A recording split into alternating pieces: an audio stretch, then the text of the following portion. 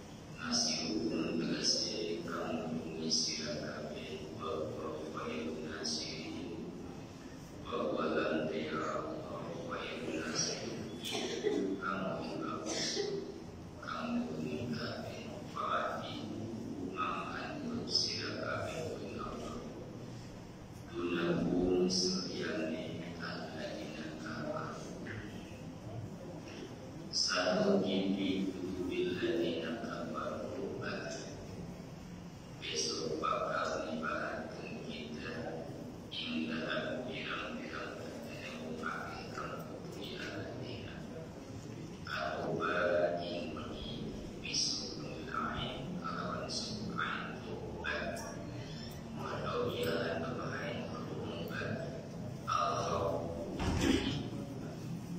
Bapak Azam teman-teman Najaya hadirin kabar pada hari hingga selesai dari hadirin kabar mungkin saking perang Allah di atas sebab orang Israel muslimin antara Islam kami para ulama dia hadirin kabar pada hari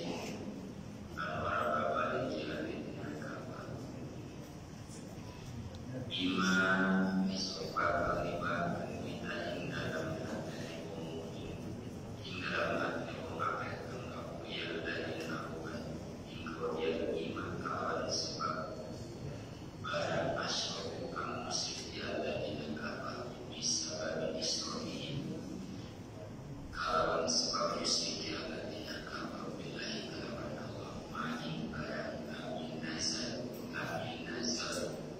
kamu gunakan Allah iklan barang surga hingga ilmunya tersedia ala ibadah di atas tempat bahwa dan kami alas namun itu tak bahwa pengundangan utami berbalik jalan di tanah hingga bagi sama suara suri bagi usaha alamnya tempat berbalik suri kampung suri kami dengan tegasnya kami walaupun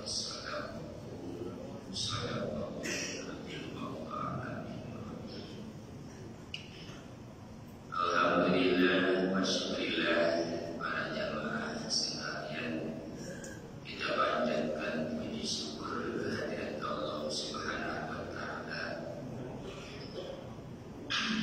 yang sudah memberikan nikmat kepada kita, terutama nikmat panjang umur.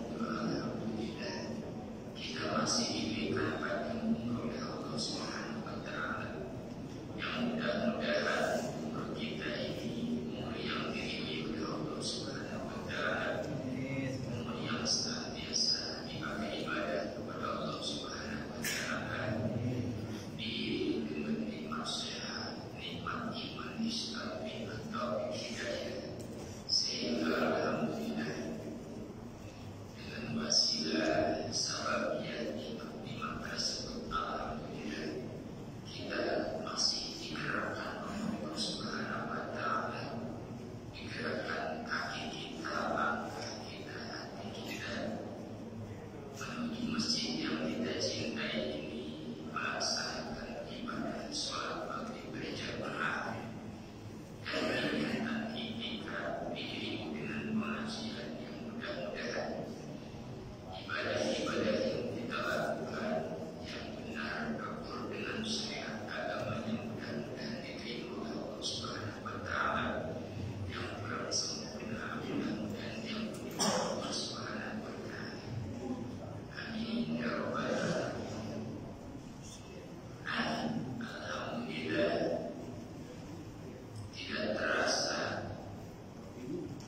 bahwa kita sudah menginjak tahun 1447. Ini menginjak tahun 1447 dan masih di bulan yang dimuliakan oleh Allah, yaitu masih bulan Maha, karena bulan yang dimuliakan oleh Allah itu Dzulqa'dah dan Dzulhijjah, Muharram. Kenapa dimuliakan ibadah di bulan-bulan tersebut beda dengan bulan yang lain? Jadi dilipat gandakan oleh Allah Subhanahu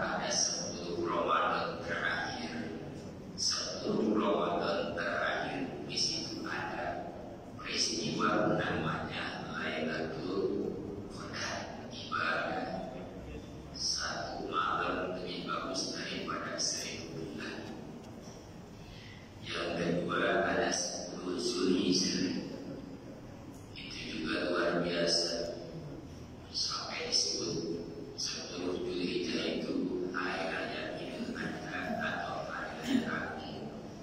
Karena peristiwa pengorbanan seorang nabi namanya Nabi Ibrahim, dan peristiwa itu diabadikan di dalam Al-Quran dan syariatnya diikuti oleh Nabi kita Kanjeng Nabi Muhammad Sallallahu Alaihi Wasallam. Dan ada lagi 10 Muharram, di mana luar biasa 10 Muharram itu yang paling dahsyat, di mana 10 Muharram paling dahsyat itu ada kejadian mendaratnya kapal Nabi Nuh.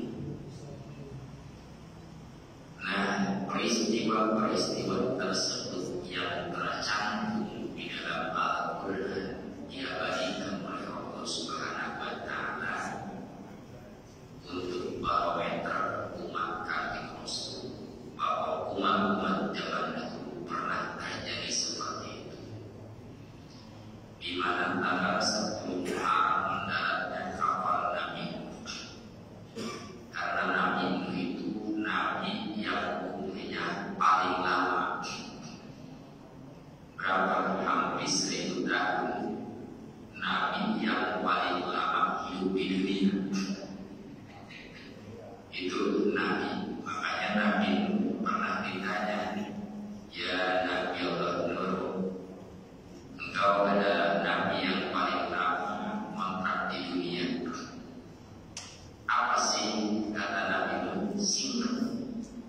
Hidup di dunia cuma seperti masuk rumah keluar, jadi sangat singkat. Makanya di dalam kitab tafsir kemudian diterangkan bahwa setiap manusia itu punya waktu cuma 2. Di dalam tafsir kemudian diterangkan manusia cuma punya waktu 2. Waktu 2 ini pergunakan. Pertama, waktu dimulai dia lahir sampai wafat. Waktu pertama pergunakanlah waktu itu untuk ibadah. Jadi dimulai lahir sampai wafat itu waktu pertama. Masih bisa di waktu mulai lahir sampai dewasa melaksanakan mengumpulkan ibadah untuk bekal di akhirat.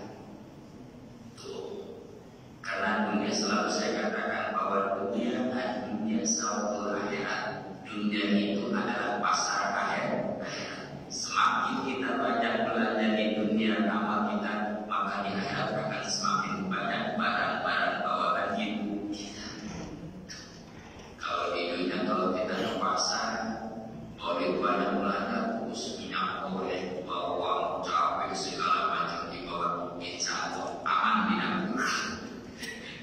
Begitu juga di celana jaya, di dunia banyak belanja, pengajian, rajin, punya apa yang berbentuk uang, insya Allah di akhirat aman. Nah, makanya di dalam tafsir diterangkan bahwa manusia punya waktu pertama adalah waktu dimulai dia lahir sampai wafat.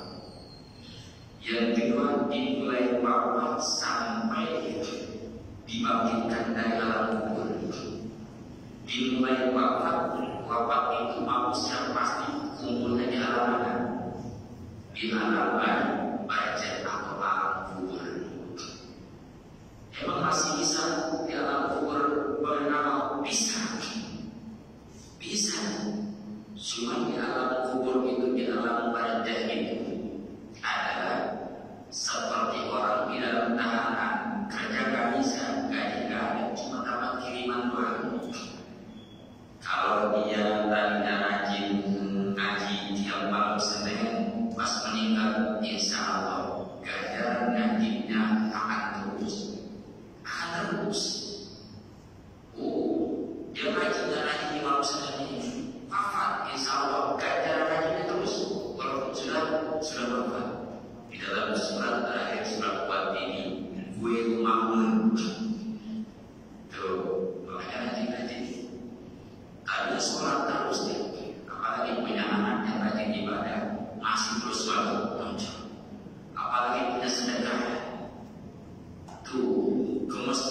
terus kalau pesantren masih masuk untuk dia nggak bisa, tapi adalah peninggalannya. Makanya hidup di alam dunia sampai waktu apa dimakan di alam barzah sampai nanti dibangkitkan di alam kubur, masih hidup termasuknya. Karena dalam satu kitab alam barzah itu seperti alam dunia, cuma perbedaannya mana? Perbedaannya itu kalau alam dunia masih bisa berusaha mencari amal, kalau alam barzah tidak bisa cuma nunggu doang. Kalau maksiatnya banyak tak berisisa, kalau ibadahnya mudah-mudahan. Tuh makanya kalau orang tersebut itu di dunianya takwa baik, maka pasti dunianya akan ditambah umurnya oleh Allah Subhanahu wa Ta'ala. Ini orang di dunianya rajin sedekahnya, pasti dia dikasih mudah-mudahan Allah panjangkan umurnya. Ibadah benar-benar Pak, semoga sehat, semoga banyak umur, selalu ada doa. Orang baik. Tapi kalau di dunianya orang jelek, kayaknya kalau dia mati aman nih. Begitu, pasti banyak yang mendoakan tidak benar. Preman umpama ini kalau dia mati kayaknya aman kayaknya. Seperti itu. Makanya, wa'inkan nabiul rakyat, sidalahu min adil maksi. Kalau orang ini di dunia baik, maka di dunia umurnya akan ditambahkan oleh Allah, dan di akhirat pun dirahmatkan oleh Allah. Karena selama masih diberi kesalahan, pasti bangun dari alam kubur, baru juga bangun dari. Tapi kalau orang fajir, orang yang berusaha banyak dosanya, maka di dunia umurnya akan dipendekkan oleh Allah. Di akhiratnya, di alam barzahnya, umur alam barzah dipanjangkan oleh Allah, akan merasakan sisa-sisa. Itulah makanya hidup itu umur cuma 2, umur dimulai lahir sampai wafat, di alam barzah sampai dibangkitkan dari alam kubur. Itulah seperti itu. Maka di akhirat nanti bermalah, karena al-qabru fasilun baina dunya wal akhirah. Kubur itu cuma pemisah antara dunia dan akhirat. Kenapa ahli sunnah wal jamaah ada orang yang meninggal suka ditahlil? Karena masih kasihan sampai ke sana. 7 harinya, 40 harinya, haulanya seperti itu. Karena masih mengirimkan amalan pahala kesananya. Bahkan bisa jadi seorang orang tua dengan doa anaknya bisa diangkatkan dari martabatnya di alam barzah. Seperti itu. Nah itulah seperti itu. Makanya kita tidak terasa sudah menginjak 1447 Hijriah. Nah itulah dimana di bulan Muharram itu ada yang disebut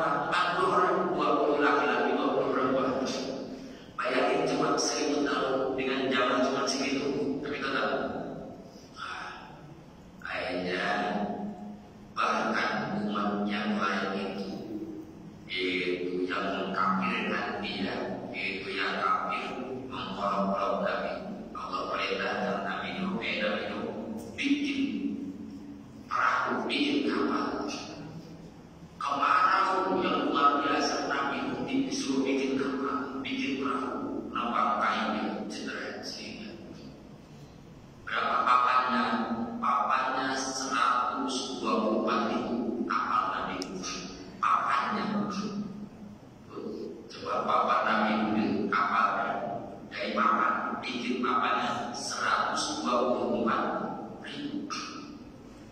124.000 dibikin apa itu sendirian aja, udah teplek sendirian itu, ibaratnya nama bongkap itu.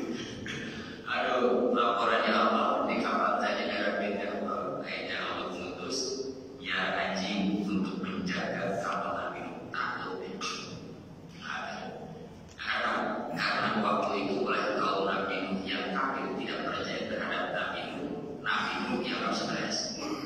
Kau mau bikin perahu stres katanya, padahal negara kita bikin Nabi Nuh pas Nabi Nuh itu terus bikin kapal dengan papan 124.000.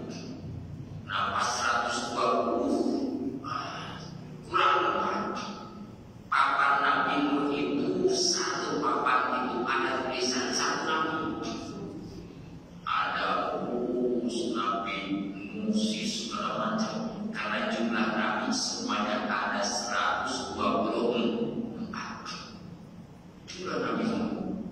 Nah pas itu kurang empat papannya, kurang empat terakhir nama kami Nabi Muhammad, papan Nabi Muhammad. Kurang empat sudah 124 papan, tapi kurang empat. Yang terakhir papannya adalah tulisan nama kantin Nabi Muhammad. Nah kurang empat bikin lagi Nabi pas bikin gas dipasang, tercantumlah ada tulisan Abu Bakar, Umar, Utsman, Ali. Ternyata nama kantin Rasul di perahu Nabi, di kapal Nabi sudah tercantum. Sahabat yang 4 sudah tercantum. Nah, akhirnya bos hujan udah, karena memang itu perintah Allah hujan. Pas hujan, air dari atas turun, dari bawah naik ke atas. Jadi itu 40 hari 40 malam. Jadi dari atas Nabi turun hujan, dari bawah keluar. Coba bayangin coba, lu setiap hari keluar air selama 40 hari 40 malam. Di hari atas turun di bawah banjir. Mulainya kapan? Bulan Rajab. Banjir. Wah. Kata Nabi Nuh, hei anak-anakku, naik. Siapa yang naik? Itu kapal ngomong Nabi Nuh. Kapal Nabi ngomong. Itu kata kapal Nabi, hei la ilaha illallah ayuhan nas. Barang siapa yang naik ke kapal ini, maka dia akan selamat. Dipanggil oleh Nabi Nuh, anaknya juga kanan sini. Tidak, karena anaknya kafir Nabi Nuh. Nah, saya mau nembak dulu ya, kata anaknya. Akan tenggelam tidak? Akhirnya gas. Yang naik berapa? Cuma 40, 20 laki-laki, 20 perempuan. Selamatan naik kapal Nabi Nuh. Terus hewan itu, hewan burung naik, itu harimau naik, kucing naik, semuanya hewan naik. Nah itu guys, berangkat Nabi Nuh udah hampir mendekati akhir bulan Rajab, Ramadan, Syawal, Dzulqa'dah, Dzulhijjah. Tuh sampai Rajab 1 bulan, terus Sya'ban 2 bulan, udah berapa hari? 60. Ramadan sebulan, 3 bulan, udah berapa? 90 hari. Syawal sebulan, udah berapa? 100. Dzulqa'dah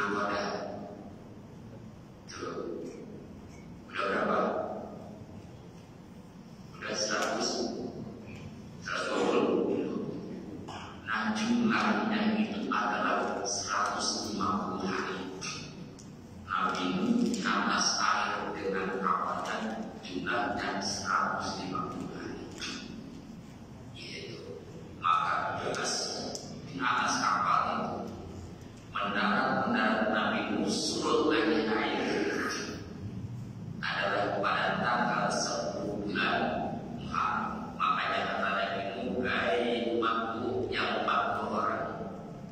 Kita masih punya bekal apa tidak? Kata umatnya yang 40 mana ya Nabi Nabi semuanya dapat segini. Tuh sejauh dari batu, dari kaca, semua ayo kita satukan. Dikumpulkan pada makan rasa syukur selamat daripada tenggelam waktu 150 hari di atas hari Islam. Maka wajar dikatakan orang Islam syukur. Disebutlah sekarang ada daerah-daerah sebelum Muharram bersyukur karena kami dari sejarah Nabi tanggal 10 Muharram itu 10 Muharram. Maka 10 Muharram yang luar biasa, sejarah yang luar biasa. Bahkan Kanjeng Rasul, di mana Kanjeng Rasul waktu datang ke Madinah, dia bertemu dengan orang yang di Madinah. Kata Kanjeng Rasul, ya bulan, engkau nggak makan, engkau nggak minum, saya puasa Muhammad. Kau kenapa engkau puasa? Karena saya rasa syukur. Kata Yahudi, kenapa? Karena waktu dulu di zaman Nabi Musa, Fir'aun itu ditenggelamkan oleh Allah Subhanahu wa Ta'ala pada tanggal 10 Muharram. Oh, saya syukur kayak ini. Kata Kanjeng Rasul, yang paling pantas untuk berpuasa adalah aku, kata Kanjeng Rasul. Maka Kanjeng Rasul perintahkan kepada sahabatnya, sahabat 10 Muharram puasa sunnah. Yaitu puasa. Sahabat bertanya, ya Rasul, kalau kita puasa tanggal 10 Muharram itu apa? Kifarat dosa 1 tahun. Tanggal 10 Muharram puasa kifarat dosa 1 tahun. Kata Kanjeng Rasul. Cuma kata Kanjeng Rasul, orang yang juga puasa tanggal 10 Muharram. Maka kata Kanjeng Rasul, jangan sumu tasya wal masyur. Kata Kanjeng Rasul, orang Yahudi puasa 10 Muharram, maka kita jangan seperti Yahudi. Artinya apa? Artinya puasa tanggal 9, tanggal 10. Karena tadi Kanjeng Rasul melarang itu meniru gaya Yahudi. Kita pandangin sekarang gaya kita dan gaya orang Yahudi. Padahal Kanjeng Rasul tidak boleh seperti gaya Yahudi. Jadi puasa tanggal 9 dinamai dengan Asyura namanya. Gimana puasanya? Kalau yang puasa, ya saya puasa Asyura, atau saya puasa 9 atau 9 Muharram. Sunnah kalau dari dalam hati. Jadi yang pada hari nggak harus tahu semua prioritas, nggak harus seperti itu. Nggak harus, karena dilapangkan adalah sunnah. Yang penting itu di hati. Niat saya puasa tasma karena Allah Ta'ala. Sebelumnya lagi niat saya puasa Asyura karena Allah Ta'ala. Boleh puasa sudah waktu. Pas bangun tidur nggak niat, pas bangun habis tidur, nggak niat mau puasa, boleh puasa. Asal belum makan apa-apa.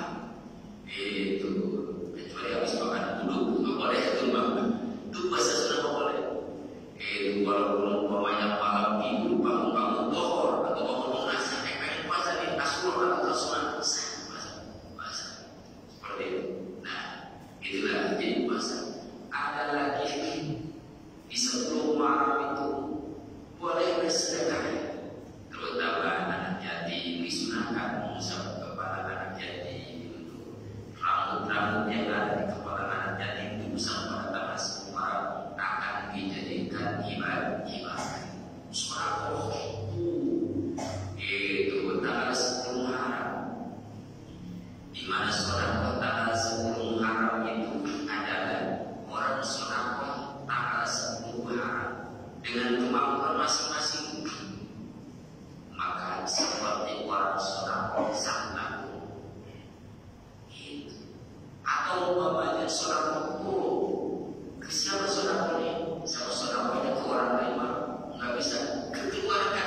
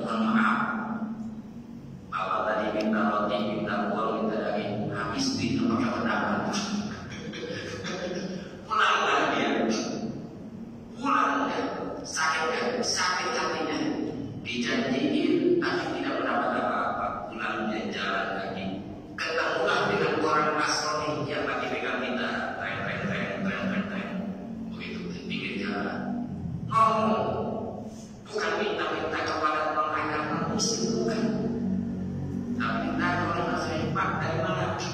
Dari rumah Pak Pejabat. Ada apa? Ini saya pada tanggal 10 Maret ini saya minta keagungan tanggal 10 Maret. Saya minta surat aja. Saya pejabat, tapi ternyata sih janji beberapa kali tidak dikasih. Kata orang Nasrani, minta apa Pak? Saya minta roti dengan daging untuk anak istri saya dan uang berikan langsung orang Nasrani kita langsung dia kawin. Imam rotinya, dagingnya, ikornya. Selagi saya masih hidup, kata orang Nasrani tersebut, Bapak datang ke sini pada tanggal 10 Maret. Selagi saya masih hidup, Bapak datang di sini setiap tanggal 10 Maret. Orang Nasrani sampai seperti itu kasihnya. Ulang ya, membawa roti dari orang Nasrani, membawa daging dari orang Nasrani, membawa uang bayaran dari orang Nasrani. Ulang ke rumahnya, tenang. Pas malamnya, nih pejabat tadi yang menjanjikan orang miskin, nih pejabat tadi yang menjanjikan orang miskin malam, terus malam tidur dia. Ternyata pas di dalam tidurnya nih pejabat ini mimpi di dalam mimpinya. Terus dia dipanggil, "Hei pejabat," di dalam mimpinya, "lihat mereka ke atas langit." Pas dilihat ke atas langit, ternyata ada gedung luar biasa. Ada rumah yang luar biasa, batanya dari emas, ada batanya dari perak. Ada diterikas dengan intan luar biasa. Dia ngomong, "Ya Allah, itu untuk siapa?" Itu kata suara tersebut itu seharusnya untukmu, katanya. Seharusnya untukmu, tapi karena kamu tadi tidak memberikan sedekah kepada orang miskin, maka ini gedung yang bagus dengan teretas intan batanya dari emas dan perak, maka akan dikasihkan kepada orang Nasrani tetangga itu. Nah, itu dia bangun ya, bangun. Namanya pejabat udah mikir begitu gelisahnya, langsung bikin kopi malam-malam, tunggu pagi. Kata pejabat ini, "Saya tahu, udah nggak kuat nih, pengen cepet-cepet pagi. Mau nanya ke tetangganya yang orang muslim itu, yang Nasrani itu, udah bikin kopi ngerokok lagi, habis bungkus ngerokok lagi, nungguin pagi." Gelisah pas pagi langsung dia datangin. Itu orang Nasrani itu, pejabat. Itu ada Bapak, kata orang Nasrani. Emang Bapak itu kemarin apa yang Bapak lakukan kemarin itu? Orang Nasrani mikir nggak ada apa-apa yang saya lakukan. Cuma kemarin itu saya memberikan roti sama daging sama uang kepada orang miskin yang lewat di depan rumah saya. Nah, emang kenapa itu Pak Pejabat? Nah, katanya, saya selalu mimpi, diceritakan mimpinya. Mimpi itu ada umur selalu dibuat saya, tapi ternyata buat kamu. Oleh karena itu, coba berapa yang kamu kembangkan? Saya akan ganti. Saya akan gunakan. Dan siap nih pejabat kopi. Berapa yang kamu yang dikasihkan kepada orang miskin yang kemarin kamu lakukan itu? Berapa habisnya? Saya akan ganti. Ini orang Nasrani itu, gak bisa. Kalau memang itu untuk saya, itu tidak akan saya jual kembali. Kata mereka, kamu kan belum Islam, belum masuk Islam. Oleh karena itu dia lempar dirinya. Apa? Bintangnya, dilempar ke dia. Langsung, asyhadu an la ilaha illallah wa asyhadu anna Muhammadar Rasulullah. Dia langsung membaca dua kalimat syahadat. Langsung dilempar bintangnya, langsung dia membaca asyhadu an la ilaha illallah wa asyhadu anna Muhammadar Rasulullah. Anna dinahu kata orang Nasrani. Setiap perkara yang diterima harganya mahal.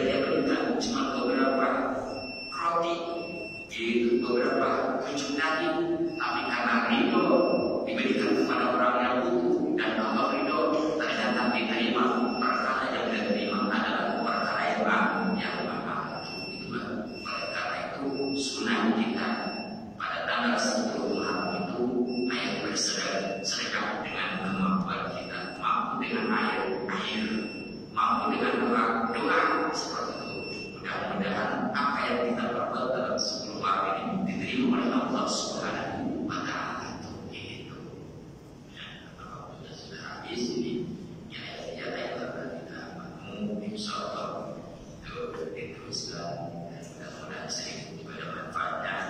Pertama kita di mana kita sudah menginjak pada tahun 1467 Hijriah ini. Pertama kita berdoa kepada Allah Subhanahu wa taala, mudah-mudahan kita dipakaikan oleh Allah Subhanahu wa taala beribadah, diberi kesehatan oleh Allah Subhanahu wa taala, selalu dilancarkan urusan-urusan kita untuk ibadah kepada Allah Subhanahu wa taala, dan mudah-mudahan kita selalu dalam lindungan Allah Subhanahu wa taala. Barakati umul Quran al-Fatihah. Alhamdulillah minasyaitonir rajim. Bismillahirrahmanirrahim. Alhamdulillahirabbil alamin. Arrahmanir rahim. Maliki yaumiddin. Iyyaka na'budu wa iyyaka nasta'in. Ihdinas siratal mustaqim. Siratal ladzina an'amta 'alaihim ghairil maghdubi 'alaihim waladdallin. Allahumma shalli 'ala sayyidina Muhammad wa 'ala ali sayyidina Muhammad kama bi rahmatillah. Allahumma la tad'u fi maqamina hadha dhanban illa ghafartahu